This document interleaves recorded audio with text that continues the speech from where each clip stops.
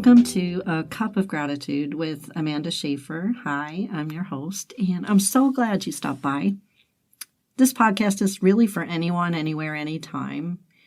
And it's about taking a moment to slow down and look around and actually see all of the good things that are there. There's no question that asks, is your cup half empty or half full? But I think a better question is, what's in your cup? I mean, a drop of gratitude will benefit your life unimaginably more than a full cup of anything else. So let's settle in and take a look at how we can shift our focus and embrace the joy and the wonder of the life that we have. And once you start, you won't be able to stop seeing the good. And just like me, you won't be able to stop talking about it. And somehow that creates even more. Even in the midst of difficulty, even when it's really hard. Learn how to drink from a cup of gratitude.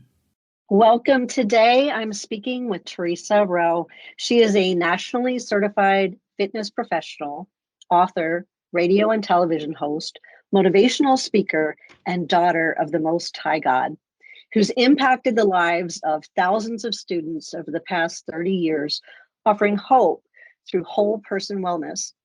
Guideposts published her book, Shaped by Faith, and she directs a ministry of the same name where she shares her testimony of physical and spiritual transformation.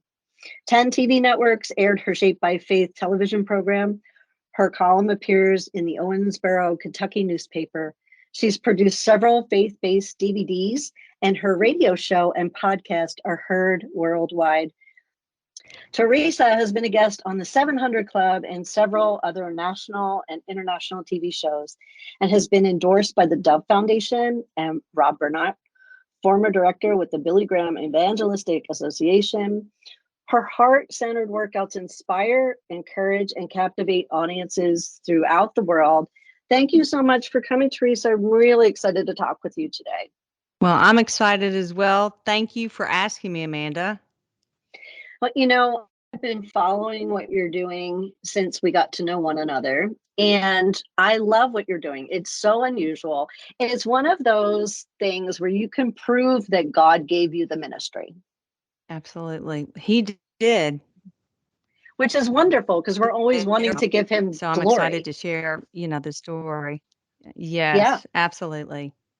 So let's do that. What I like to do on this podcast is I like to go kind of back to the beginning and take a look at your entire life and see where the thread of God is woven into all of the different places.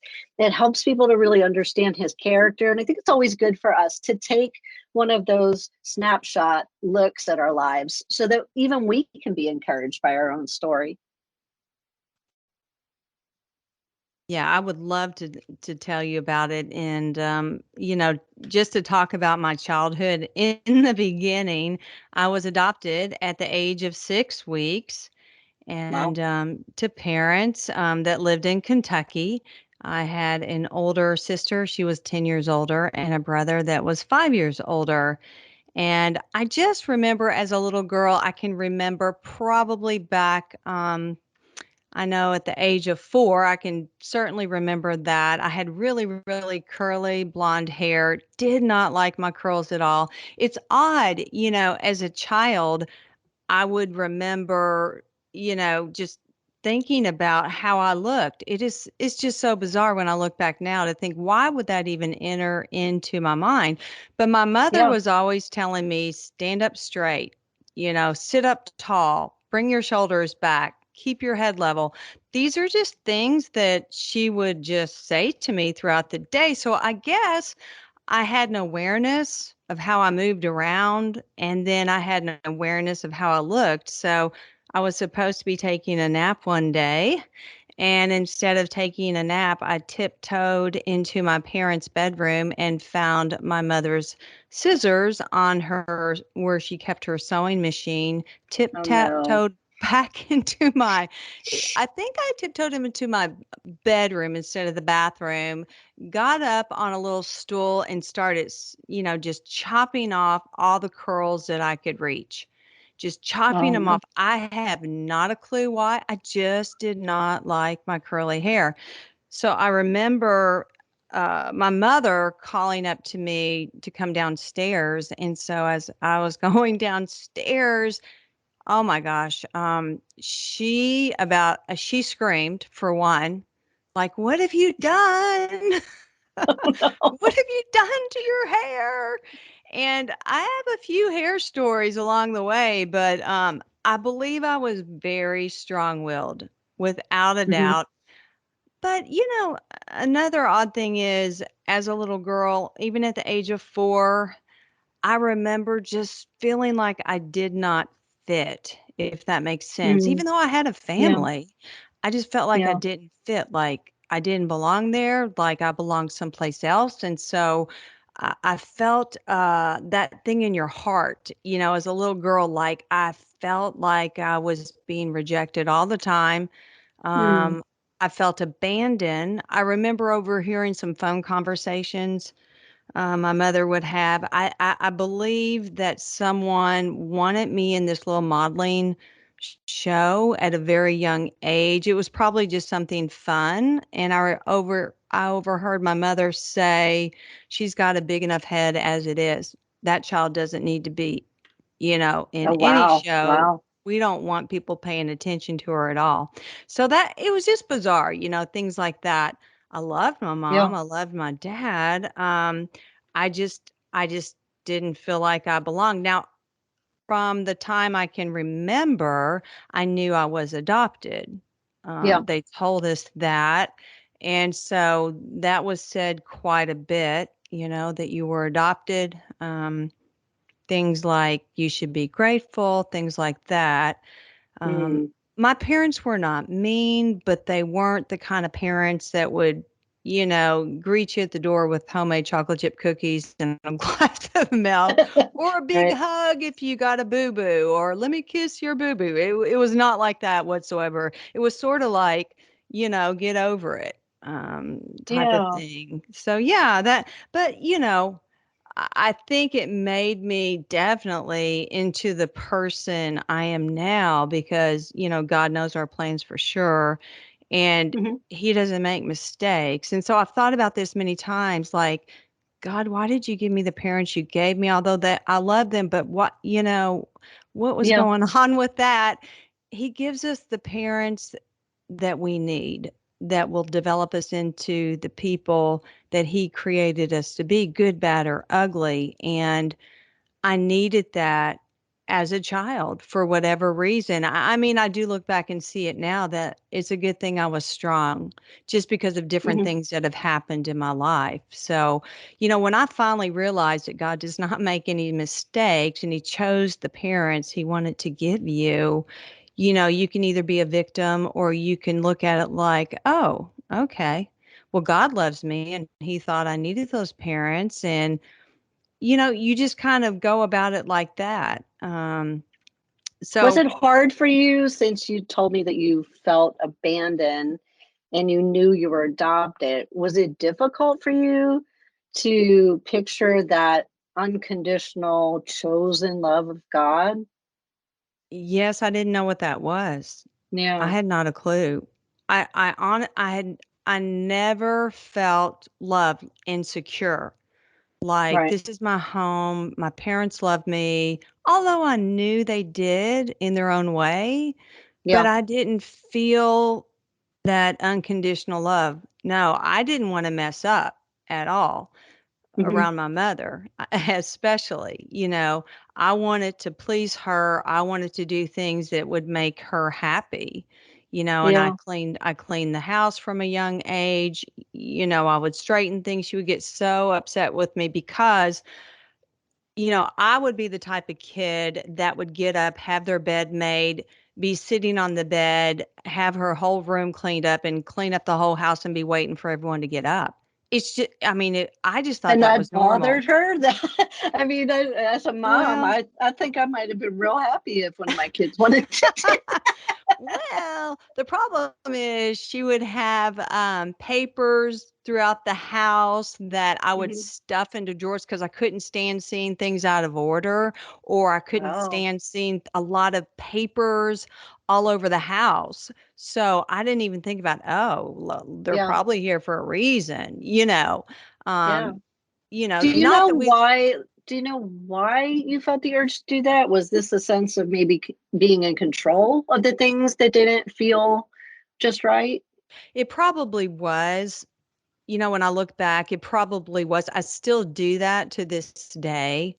Hmm. Like in my office, I have to have everything put up and neat, and I can have papers on my desk, but it's sort of like my house too. It does something, it's like my mind's like, okay, I need to straighten up everything before I start doing this project, or I need to finish this one. So Hmm. I'm sure it is as a little girl. But I think that was in me too, kind of like maybe like a go getter, like, okay, get ready for the day, get up, get everything Hmm. in order, and let's go. It was probably a combination. Yeah, it sounds like a combination because you're very much a go-getter, organized person now. I try. I try. Well, I think a lot of your compliments and accolades come from the fact that you set goals and then you work towards them, and as we all should, you continue to set new goals. Some people set like a goal, and other Mhm. people continue to set goals, and it's part like each step of the path. Now, you told me that, and I think this is just so interesting, that when you were in around first grade you questioned the Catholic faith you had been exposed to. Do you remember why? I do. Um, we had to go to mass every day before we went to school. And Mhm. then we went to confession more than once a week. And I thought, that's a little over the top. As a 6-year old, I Yeah. remember questioning it to the nuns, and they weren't really mean to me, but they didn't like what I had to say. I asked them why I had to go to confession, and they explained why, of course. And then I said to them, "Well, why can't I just tell God my Mm. sins? Mhm. Why do I have to tell that priest?" And that was not acceptable. I went to a Catholic school, and you did what they said, and not that they were mean and ugly to me or anything like that. They were strict, Yeah. you so, and that is the way the Catholic Church, it's a sacrament, in the Catholic Right. faith, to go to confession. And they looked at it, this is a holy thing, Right. you are, you're privileged to go to confession and to be in a Mhm. Catholic school. And I still questioned it. And then I remember, fourth grade, I made my confirmation. I never really got it, to be quite honest. Mhm. We had to pick out a saint's name and a saint and study that saint and get to know that saint and pray to that saint. And that bothered me. It just did not feel right. I would Mhm. talk to my parents, they were not very happy with me. They told Mhm. me, just, that's the way it is. So, and back in those days, and I'll say it like that, I sound so old, but I don't really feel that old. You did not question your parents. When your Yeah. parents said that's the way it is, you did not come back with trying to reason with them. There No, I was get that. none of that. Understand. I grew up in that same kind of time frame too. But what I love is your heart kept telling you that isn't right. That isn't It right. did. And I think we all have that in our heart, and we either squelch it or we listen to it. And I love that you were so young, and that was sounding loudly to you. You could hear it, and Mhm. you. I love that you questioned. You know what? God wants everyone to question. He wants us Well, all to think yes. about, you know, what we're doing. And he's left this space in our hearts that only he can fill. Mhm. You're right. And I have a lot of friends that are Catholic, and I Hmm. respect I respect them. And, Hmm. you know, God has to speak to each one of our hearts individually, and That's we have right. to be obedient to Him and what He's telling us.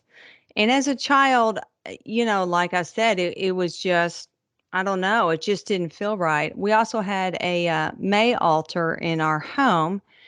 And what that is, there's a statue of Mary, and it's sort of Hmm. like a little shelter area, but kind of tall, sort of like a narrow nativity, if you can Okay. imagine that. And she was set up on a table upstairs. So every time I had to go to the restroom, I passed her. And it just, I mean, I ran. I was Oh my afraid. I goodness. was Oh my goodness. I bet. afraid. I would think her eyes are following me, or we had to kneel Hmm. down in front of her every night and pray the rosary. And my mother and father were died in the world Catholics, and my sister and my brother, they certainly didn't question anything. There is, Hmm. they weren't going to, they knew better. Yeah. So, yeah. Well, that must have made it really difficult, because you had these internal, really strong emotional feelings, and everyone else is telling you to do the opposite. hmm Well, and I also asked if I could go to a public school. That didn't Mhm. go over so well. I bet. I bet. Now, No. you continued though to have this very teacher oriented way about you, and you had told Mhm. me during our pre-recording call, which I just love, that you had started your own church. You want to tell me about that? Absolutely. Well, my father, and I say they're my father's bushes, they were, I guess, both my parents. He had these huge sticker bushes in front of our home. We lived in a two-story brick home, Hmm. and where the sticker bushes were located was in front of the garage. And they were huge. They came up and they covered the windows. But every time I played hide and seek, I would Hmm. hide in the sticker bushes because no one else would, because they didn't want to get cut up. You know, Hmm. they didn't Yeah. want to have a bloody arm, but I would. I didn't care because I would never get caught. So, Little competitive. yeah, very competitive. Oh yes. Oh Yeah. yes. And so I was in there one day just hiding, as we're playing hide and seek, and Hmm. I'm looking around and I'm brainstorming, thinking this would make a great church. Now I don't know why I said that or thought that, but I Yeah. did. And so I decided that they needed to be cleaned out because behind the sticker bushes, if I could trim a little bit and clean up the muddy floor area, Hmm. actually I could get quite a few kids in there. So I asked my father one Hmm. day if he would allow me to clean out the sticker bushes. And of course he said yes. Right. And I asked him if I could. I didn't say church. I said, could we play back there if I Hmm. cleaned them out? And he said yes. And so Wow. I did that. It was a grueling task. It was an all day thing. I'm sweating and blood's going down my arms. And I don't do anything the easy way. I just go after it like you jump into the sticker bushes. And I'm like, let's just get this done. Right. And so after that, I put a flyer together. I just used my crayons and I made several flyers to invite the kids in the neighborhood to church. Wow.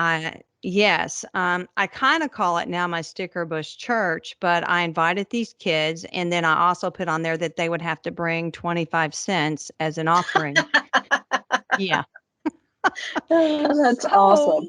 a lot of, yeah, kids showed up. They gave me the Uh-huh. quarters, and I Hmm. did use the quarters to buy them candy wafers for communion. I did do that.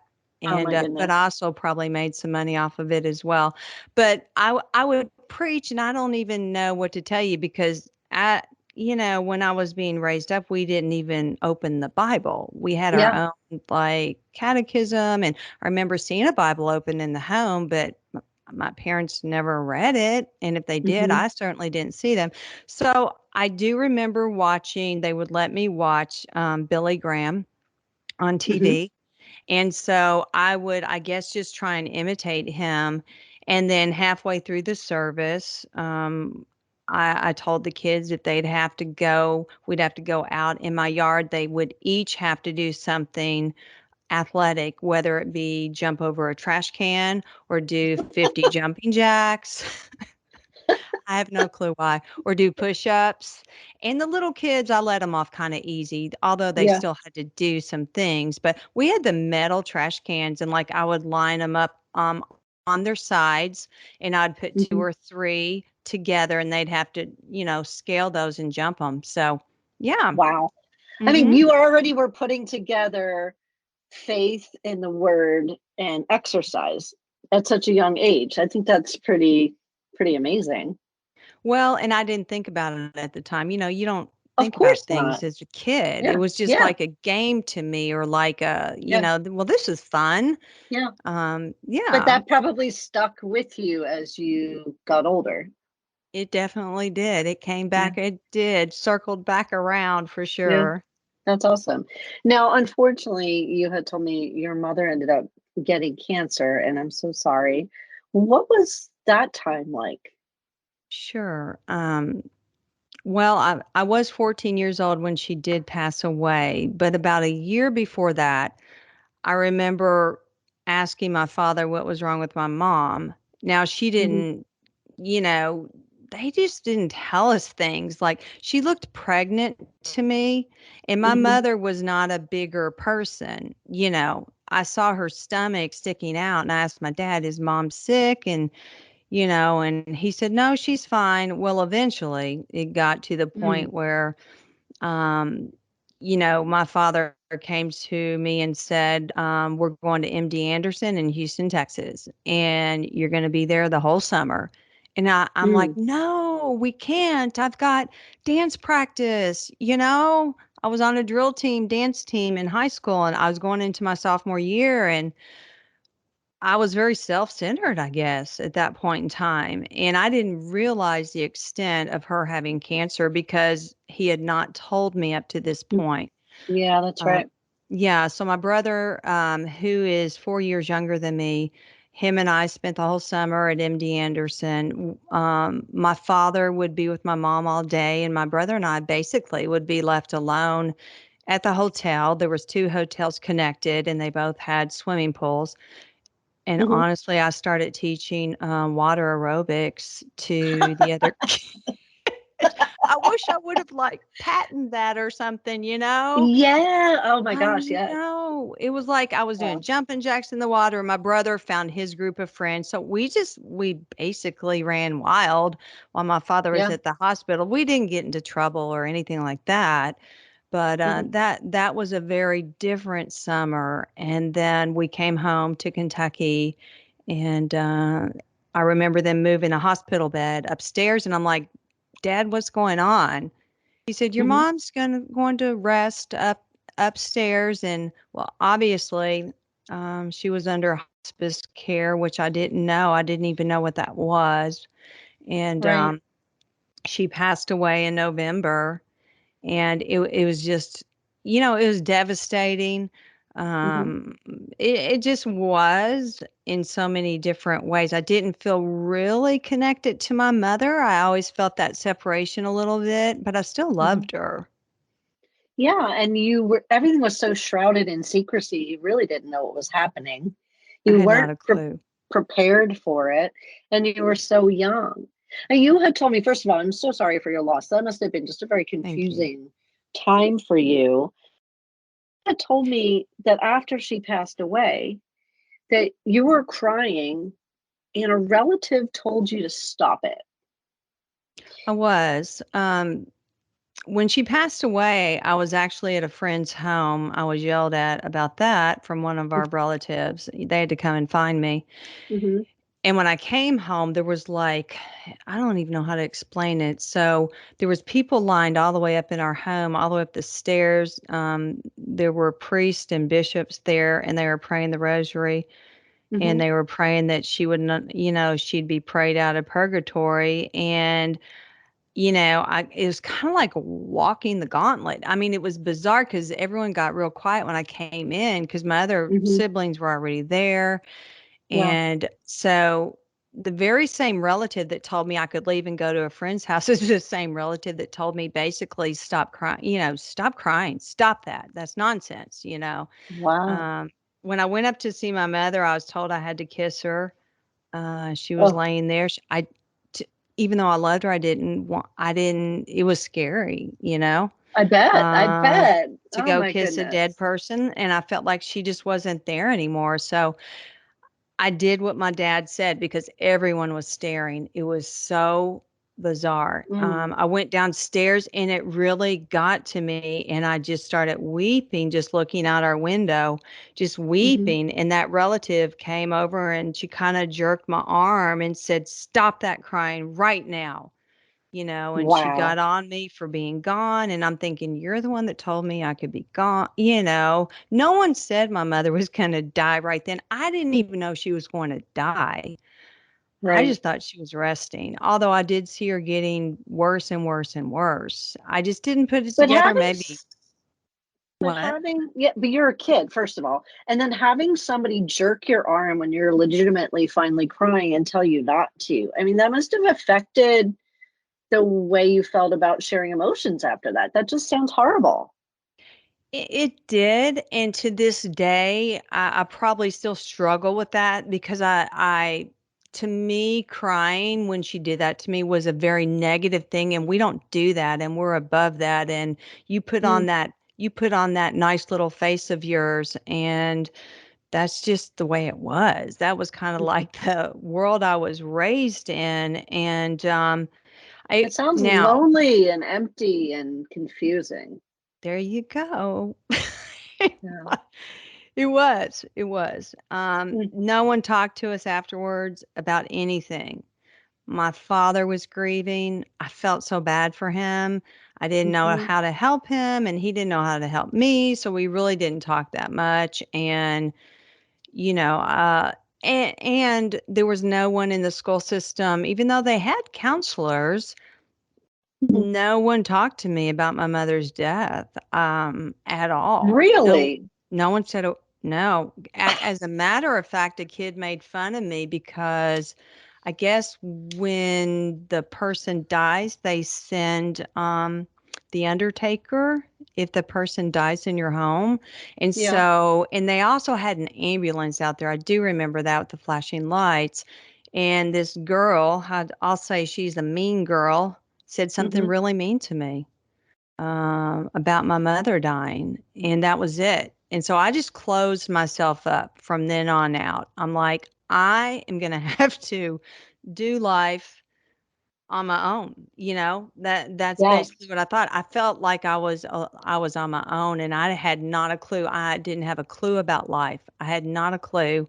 And I guess that's also why I wanted to go to public schools. I wanted to learn. I wanted to learn other things that I felt like I wasn't learning, you Hmm. know. And not that the Catholic school system is a bad system. I'm not saying that at all.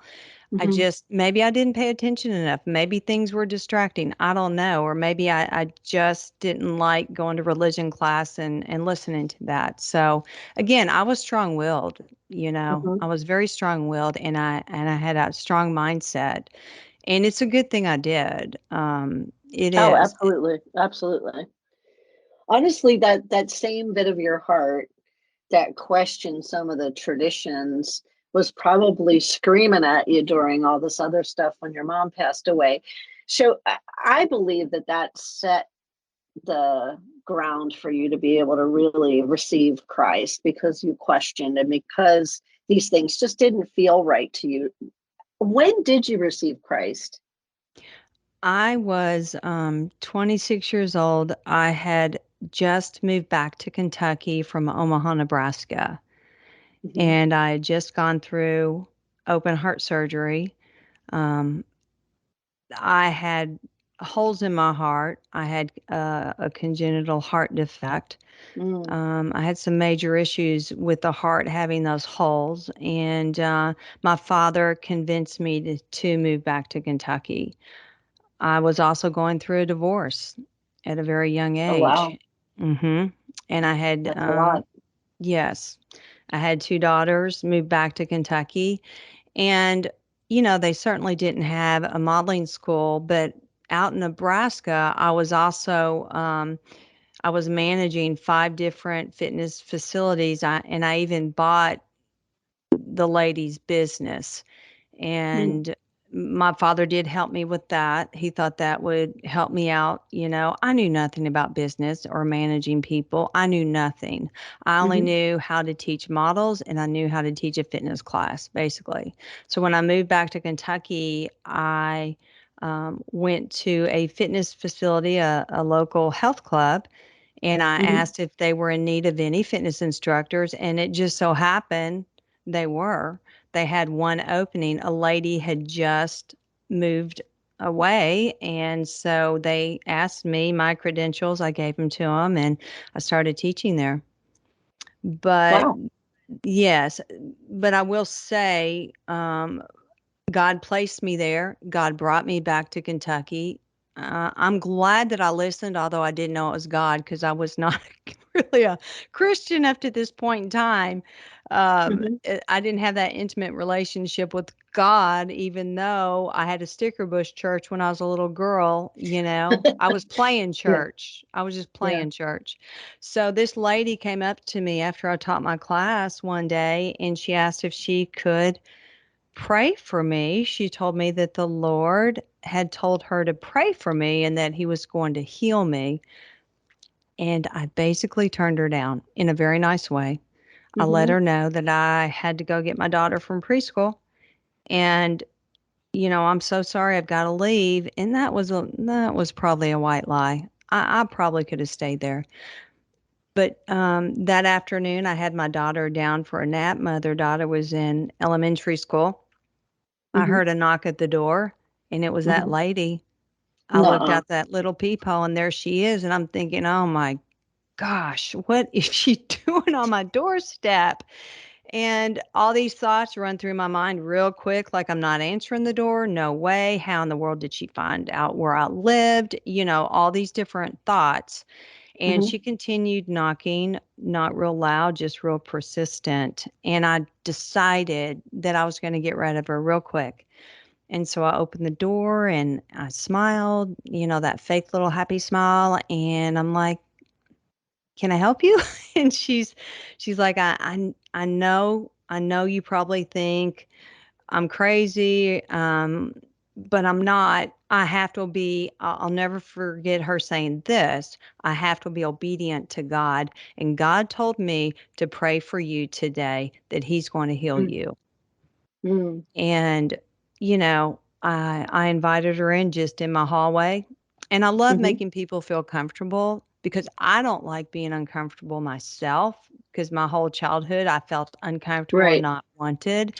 And so, Mm-hmm. but I was not going to make her feel comfortable, which was out of Right. my character. I just thought if she's going to do it, just do it right here.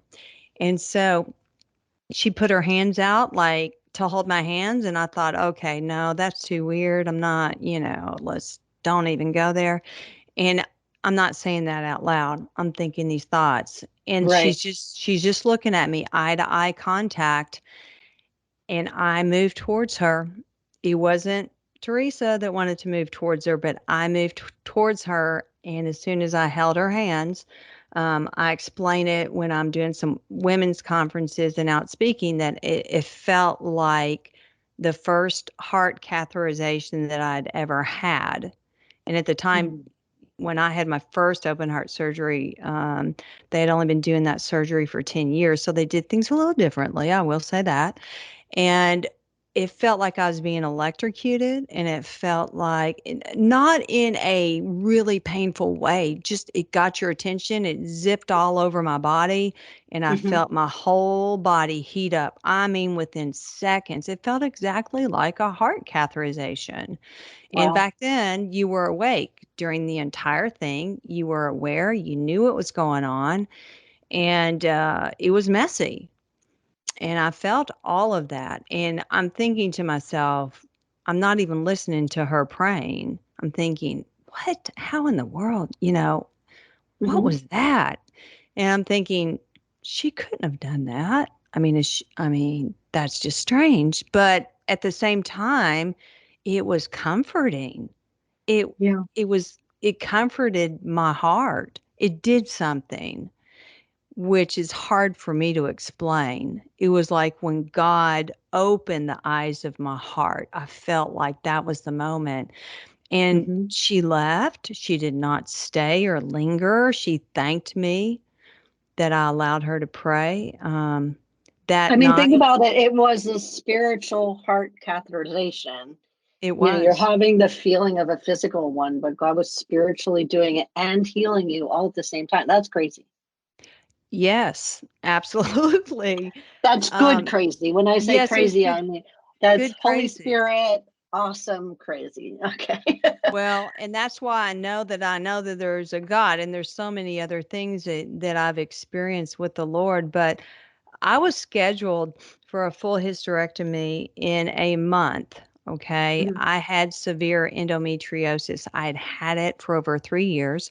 It's where Hmm. you bleed every single day. Well, my organs started gelling together because of my endometriosis. I'd had two of the, where they go through your belly button, they look around the scope, and Hmm. my doctor's like, "Oh goodness, you have to get a full hysterectomy, before this gets worse." They told me I would Hmm. never have children again. And I had two girls at the time, and I thought, okay, Hmm. and the bleeding stopped that night, when that lady prayed, and Hmm. that got my attention. I asked the Lord in my own way, to come into my life, to come into my heart. And from there, I went the next day to teach my fitness class. And I remember not like making a deal with God or anything, but I remember saying something to the extent of, God, I don't know how to do this. I don't Hmm. know how to be who you want me to be. I don't know how to teach a fitness class in the way you want me to teach it. And all these thoughts, like I had not read the Bible. You know what I mean? It's like, Yeah. I'm just asking him, can you please help me? Can you Yeah. please help me? And, I walked into the room, and there's about 25 ladies there, and they're ready for me to start the music and get it going. And fumbling out of my mouth was, does anyone want to pray or have a prayer request? And they just froze. And they're then looking at each other like, what, what's going Hmm. on? You could tell. Yeah. Well, there were a few ladies in the back of the class that just gingerly put their arms up, and I'm like, yes. And they wanted prayer, either Yeah. for their relative or someone they knew. And that was the beginning of Shaped by Faith, because I'm like, in my mind, I'm going, you know how you're thinking all the time. I'm like, Hmm. Lord, I have not a clue. I do not know what I'm doing. I have never prayed out loud other than prayers I had to memorize in school. Please help me. Hmm. Yeah. And so I Wow. prayed, and it took off from there. I, I It's keep I keep seeing the picture of you in the sticker bushes and collecting your quarters and doing your Billy Graham best efforts, and here you are, and he's put you in front of a group of people with a new heart, and your first thought is to infuse him into what you're already doing. And I just think that that is such a beautiful story. mm.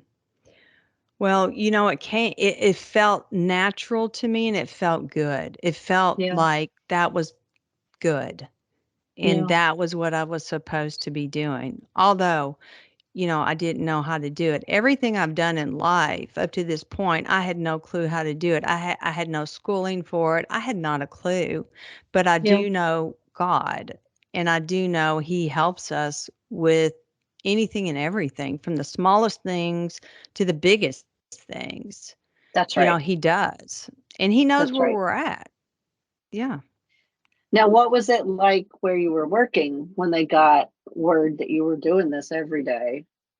Well, they were not too pleased, because I then started praying and prayer requests, and then the ladies, some of them would stay after class and talk to me about Jesus. And the owner of the health club called me into her office, and she was very nice, and she just basically told me, this is a business, this is not a church, and there's Mhm. a time for everything, but you're teaching a fitness class in here, and you're offending some people because they may not believe Yeah. the way you believe. And so I respect that. I Mhm. do.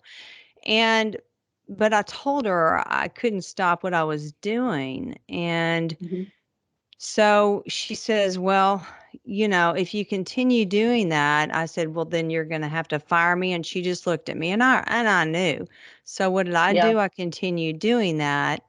She called me in the office again, and I said, you know what? Let me just make this easy on you. Let me just resign. And I really Mhm. appreciate you hiring me. And if it wouldn't have been for her hiring me, that lady I would have never met that showed up at my Yeah. door, Yeah. So she plays a part in God also used her. She didn't Yeah. have to hire me. And so I left. I had not a clue. I said, Lord, I don't know where I'm going, but I know I'm supposed to be teaching fitness classes. And what do you want me to do? And so I just prayed, and I just had that peace knowing when you pray and you trust God and you really believe that He's going to help you out, because He will. There's Mhm. this peace that, and it just saturates every part of you. And it's like, well, I knew I was going someplace. I didn't know where, but when the peace of Christ fills your heart and your mind, you're not worried about where you're going. You're Yeah. going someplace, and God's going to show you. And He did that. I remember praying and asking Him, Lord, what do you want me to do now? And I remember the YMCA kind of popped up in my brain, like the YMCA, let's go to Mhm. the YMCA. And so I called the YMCA and I asked for the director, and he happened to be there. And I explained to him that I was a new Christian and that I wanted to please God and teach fitness in a way that would be pleasing to God. And so then he interviewed me, and I had to try out. Again, back in the day, oh my goodness gracious, the board of directors and the staff all stood against the wall in the gym while I taught a fitness class. That was a little nerve wracking, even though I had been teaching classes for a little bit. Yeah. So that went on, and they hired me, and I started teaching. There was some rough. The road is not always smooth. You know Mhm. that, Amanda. I There's do. some. There may be a mountain in the middle of the road, or there may be some rough spots or big rocks that you have to climb over. Mhm. So that was the beginning of really launching myself into faith-based fitness, because the other instructors were not doing that there. Yeah. I thought everyone would be. I just Yeah. assumed, this Because is a you had been YMCA. given a call. God gave you an idea. He had a plan and a strategy for your life. And he took all these different facets and brought them together of things that you naturally had an inclination for and things that you enjoy together. And that's what I love about hearing the backstory and going from the very beginning, because you would miss out on that if we just started with, hey, tell me about, how did Shape by Faith start, which we're about to get to now. But we missed all that backstory that shows that God was a part of every single bit of it. He absolutely was. And I will say, to this day, he hears your prayers, even if you don't think he does. That's right. He hears your prayers, Yeah. and he blesses your obedience. Yes. So even if you're going through some rough spots and you're like, "Oh, I didn't imagine it would be like this." Hmm. You feel like the Lone Ranger at times. You're not, because God is with you. So he took me through some valleys at the YMCA, And I was kind of looked over, like when the job of the group fitness coordinator came up, I was looked over every single time for it. Mhm. And they did not think I was qualified. And Mhm. that really bothered me because I knew I could turn that whole program into something that would bring glory to God, not by myself, but with God and a Right. group of people. And it took a while, but finally, I was hired as the group fitness coordinator, and I was their coordinator for 10 years. And it was such a blessing to be able to train other instructors, to train them to bring glory to God and to honor to God as you're working out. Because at the time, there was nothing out there. Even Yeah. at other YMCAs that we would go to, and there would be certification classes, people were not, to my knowledge, in the area where I'm at, were not teaching faith-based fitness, even though it was in a YMCA. Not YMCA doesn't mean always Christ censored. It doesn't It doesn't. necessarily mean that. It was So, supposed to, and it started out that way. But yes, honestly, I tried to do one or two things that included Jesus at one point, um, with some kids at a YMCA, and they wanted nothing to do with it. correct. Correct. It's just it's evolved into a business, Mhm. unfortunately. Yeah, and I felt sort of like a little trailblazer, but if you recall my personality, I'm Hmm. okay with that.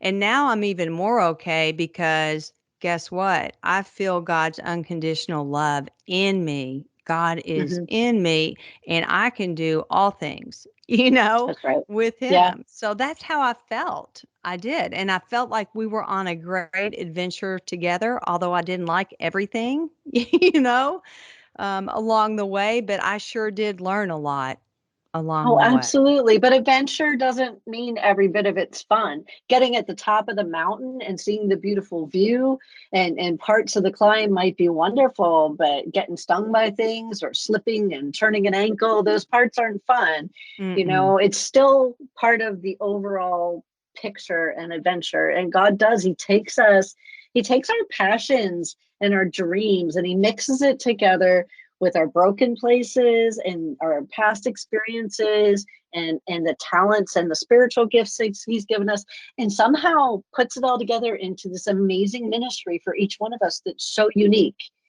And that's what I Yes. love about your story is, in some instances many of us are doing the same thing, but I love that yours is just so unique because it really gives him a lot of glory. Mm. Well, he is responsible for all the good stuff. I'll say that. Amen. Now, how Uh-huh. did Shape by Faith come about after your 10 years? Sure. In 2005, I was sitting in a church service. Our kids were there, and I started, I don't know how to explain it. Like I knew something was going to happen. Like Hmm. there was such an urgency within me. The pastor's up there speaking, and my hands start shaking, and I knew I wasn't having tremors or anything like that. I felt the power of God. I have not felt it like that since then, as far as Hmm. what happened. I heard, write this down. I'm Mm. grabbing my purse. My husband's looking at me like, would you kind of keep it down? You know what I mean? My kids are even looking. Yeah. I'm like, okay, okay, okay. But I'm trying to do it so fast.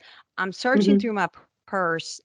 I don't have any paper except for one of those camera slips of paper that they used to give you when you get your film developed at the store. Hmm. So it's a Hmm. little narrow piece. And so I'm grabbing a pen and I write down, I'm paraphrasing, teach my people the exercises that I will give you to heal their bodies. And that was it. Mm. And I mean, I wrote it so fast, I didn't even feel like I wrote it. Like my hand was moving. I didn't know what I was writing Hmm. until I read it.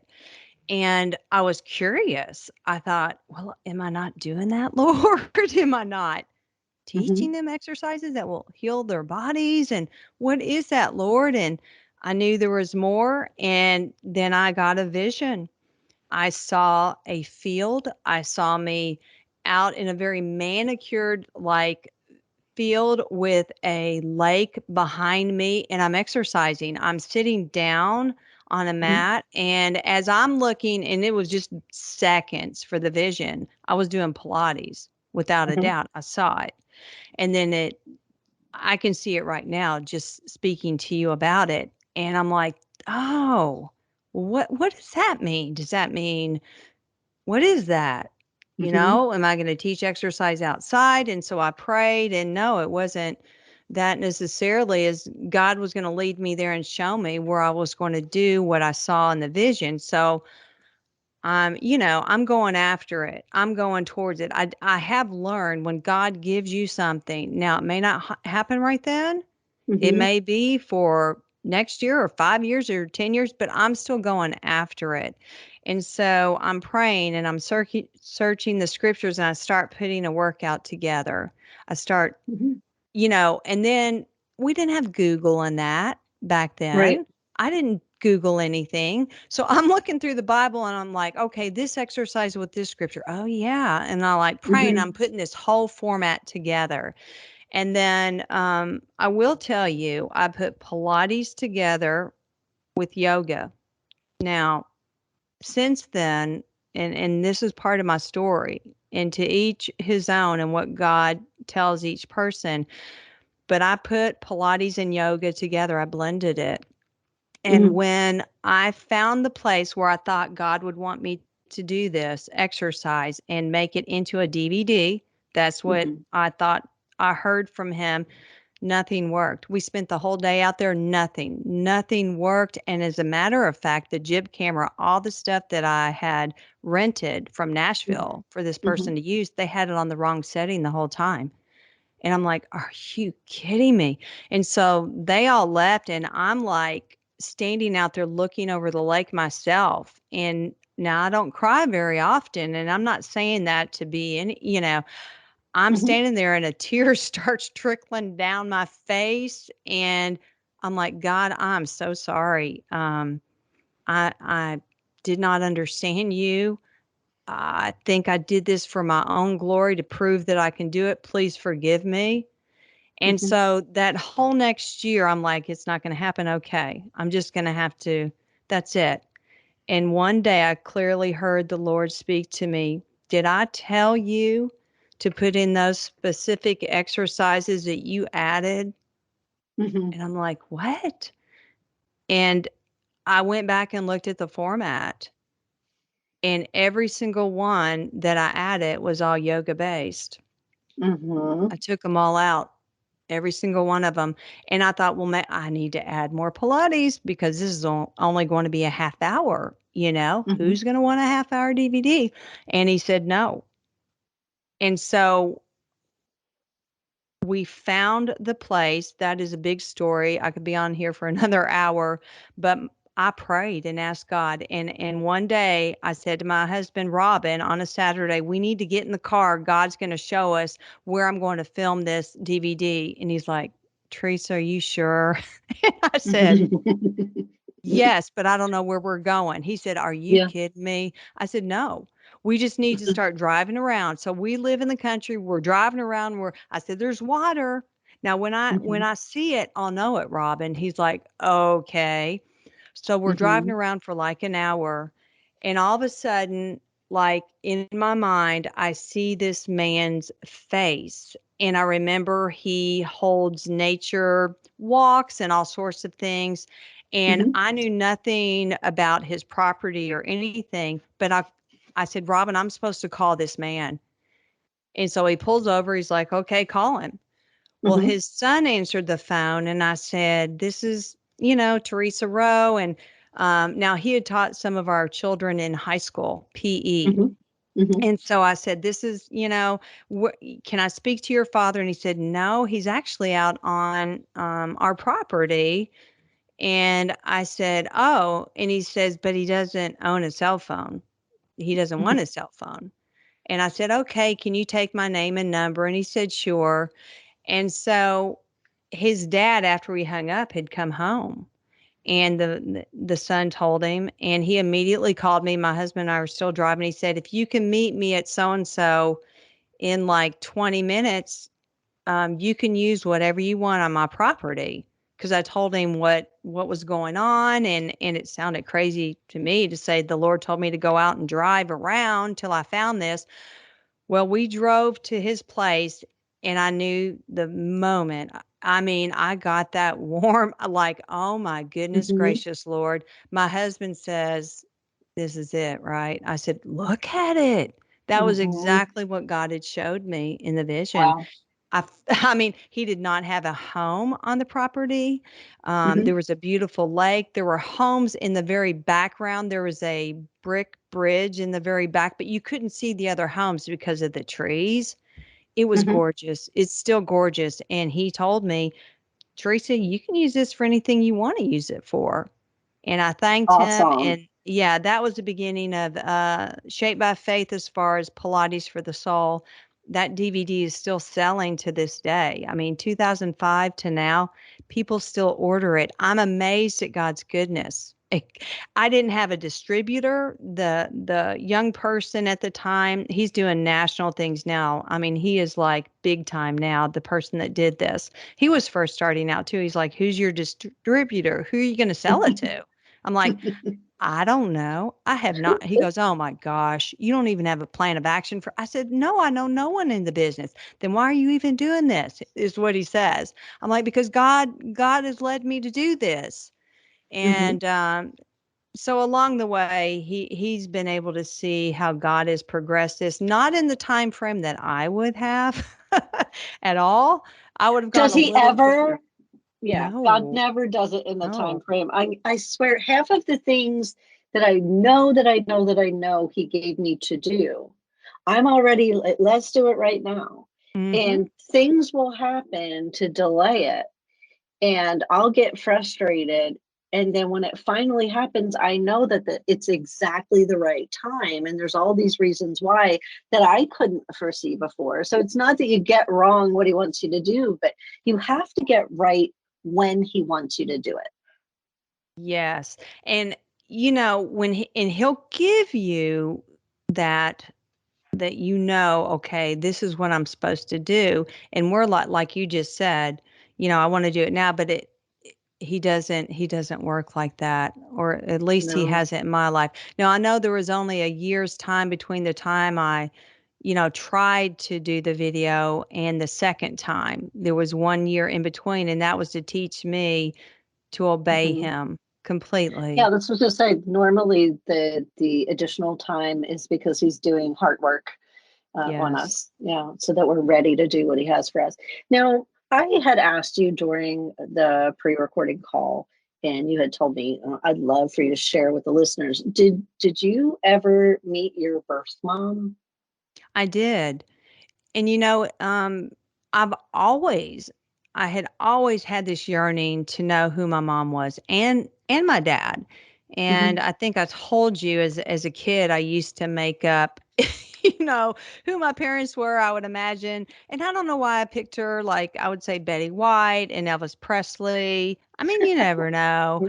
And Right. so I'm the only one in the entire family that talked about wanting to find my birth mother, and that was not too acceptable back then. Yeah. And Yeah. so, at the age of 32, I actually hired an attorney, and it was a friend of mine in my fitness class. It was her husband, and he actually located her. It was a closed adoption through Catholic Charities in Louisville, Kentucky, and he Mm. did find her. And what he told me was, you write a letter, I will give it to the social worker. The social worker will then get in contact with her. And she Hmm. can either say, yes, I want to meet her, or no. And he said, and that's it, because it's a closed adoption. There's nothing else we can do. And so I said, okay, if God wants me to meet her, it will happen. And I actually gave her my resume. I gave her my resume. And I put a picture of me and the kids in there and sealed it up and gave it to him. And I get a phone call one day and she says, Theresa, this is your mother, Judy. And I'm like, oh my goodness, she was just Mhm. talking like a normal person. And my boys, gosh, they were 2 years old at the time, and they are just like running around the house, just being wild because I'm on the phone. Mhm. Yeah. And I'm like, oh my goodness. But we did meet shortly after that. I drove to Louisville, Kentucky. We met, I believe it was like at a Applebee's or someplace like that. Mhm. And I met her for the first time. And I wasn't trying to imagine anything like, oh, what's it going to be like? But you still, you can't help but wonder, is she going to Mhm. embrace me and say, oh, I love you all these years and da da da? Well, none of Mhm. that happened. Mhm. None of that. None of that. She does have very great posture. I will tell you that. And so, um, we talked and we would get together and but as far as feeling really connected, I don't have that connection. I respect her. I love her as a Mhm. person. We stay in communication, but she's not real close to our family, if that makes sense. Yeah. Now, you had told me during our pre-recording call, I was listening to you tell me about this time, and you said that you had seen your original birth certificate with your original birth name, which was Mm-hmm. different, and that Mm-hmm. name was Denise. And so while we were talking, I felt God prompting me to remember that names are really important and names mean something. Look up the name. So I looked up and Googled Denise while we were talking, and then I asked you if you had ever looked up what that name meant, and you said no. I'd looked up Theresa but never Denise, and it means dedicated to God. Mm. And I love Yeah. how I mean, from the very beginning, even in a situation where you didn't stay, your name meant dedicated to God. That's powerful. It is. And when you told me that, honestly, I'm like, why haven't you looked up that name? Why haven't you done this? But obviously, you were supposed to look it up and tell me. Yeah. And it's pretty incredible, when we look back on our childhood and you think, oh, I'm all alone and no one loves me and no one. It's not true. Yeah. God does. It's pretty incredible. It blew my mind because he was so clear. I'm like, okay, okay, I'm listening to her. But that's what I love about doing this podcast, because we have a rather lengthy pre-recording call where we get to know one another and become friends if we don't already know each other. I had already been on your radio show. We knew each other a little bit, but I had never really heard all of your story. And it was so wonderful because God's a part of that. And then he's a part of when we record. We pray together, we give him full reign to lead us, which he's done today. And I just love, like I said, I started the beginning because God doesn't miss a thing. Every detail is there. His presence is over everything, even your very first given name. Yes. Wow, Yes. That's how much he loves us. it And I is. just don't think we realize that until we get it, until Yeah, we yeah, have that personal experience with him. And then that's it right. all of it comes together. That's right. Now, my last question, I ask this of everyone. It's my favorite question. I just love the answers, and it's always an encouragement to me. If you could give your younger self any advice, what would it be? Now, this is any advice at all, right? Yep. Okay. Okay. First of all, I would tell myself, God is for you. Mm, God loves you. God mm, has great plans for you. Don't ever forget that. And trust God. He knows what he's doing. Now that would be the first thing because I didn't know any of that. And it sounds yeah. so simple, but I didn't. And another thing I would tell myself is don't second guess yourself. Mm, Trust your gut instincts. God has mhm, placed those in you. don't second guess yourself, because I think we do that, or I do that, or I have done that so many times. Yeah. And then I would say, go for it. What do you have to lose? Go Hmm. after your dreams. I know there was a period of time where I did want to be an actress, and I was given an opportunity to go to New York, and I turned it down. I didn't know how I could do it having two children. I didn't know how that would work out. But Hmm. obviously, God closes doors because he can see beyond that door, and he knows what's beyond that door. So he does close doors to protect us. And I absolutely believe that he closed that door to protect me, because I don't That's right. believe, yeah, I don't think I would be a believer right now if I would have gone in Yeah. that direction. And not that you know, that's going to happen to someone, but he Hmm. knows our story. That's And right. another thing I would say, pay attention in school, especially English class, because if I knew I was going to Yeah. be writing, if I Yeah. knew any of that, I would have also taken a journalism class. But, Hmm. you know, any advice, that's what I would give myself. Well, it's all very wise advice. And I love the fact that you turned down going to New York, but he ended up putting you on TV anyway, but TV Mhm. in order to give him glory. And you Yes. still ended up doing kind of something you wanted to do, but you got to do it in a way that would glorify God. Yes, his way His for way. sure, Yeah. but it's the perfect way and it's the right way. Yes, he takes our desires for sure Yeah. into consideration, and he does grant us our desires when they are lined up with his desires. He may just tweak them a little bit. That's right. But he always ends up multiplying things and making them grander and more impossible than anything that we could have imagined. And he just adds all these details and things that, at least I know with my own story, that I never would have thought of. And I am going to direct everyone to take a look at the show notes. You'll be able to find all the different ways to follow what Teresa's doing there. And I believe you had an announcement of somewhere new that you got picked up your show. Yes, Pureflix will start to air Shaped by Faith. It's called Shaped by Faith with Theresa Rowe, starting in October. I'm real excited about that. That's Very awesome. excited about that. Thank you. Well, I already started checking out what you're doing different ways, but I do have PureFlix, so I will definitely watch on there as well. I don't know if one person makes a difference on ratings or things like that, but you've got me as a viewer for sure. Well, thank you. And again, that was a God opening up that door without a doubt. There is no way I could have done that, on my own. I mean, he opened that door. That's awesome. That's Yeah. awesome. Well, just keep on doing what you're doing. Be obedient. Listen for God's voice. Follow His direction, and maybe every now and then charge a quarter. I don't know. Maybe I'm making a quarter off of every show, maybe. I know. That's a hard thing for me too, is to Yeah, charge. It's so yeah. hard. Yes.